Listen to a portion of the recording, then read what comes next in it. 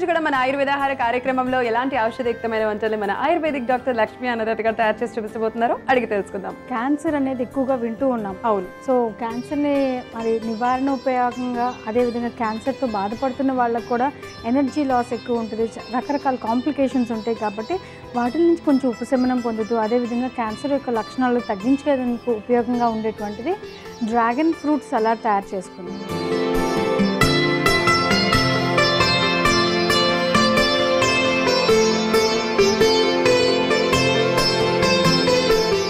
నేరేడు పండు అనేది ఎట్లా ఉంటుందంటే సీజనల్గా దొరికినప్పటికి కూడా అందులో చాలా ఔషధ గుణాలు ఉంటాయి. కనీసం జీవితంలో ఒక్కసారైనా నేరేడు పండు తినాలి అని చెప్తారు. అంత ఇంపార్టెంట్ అయిన న్యూట్రియంట్ వాల్యూస్, ఔషధ గుణాలు కలిగినటువంటిది.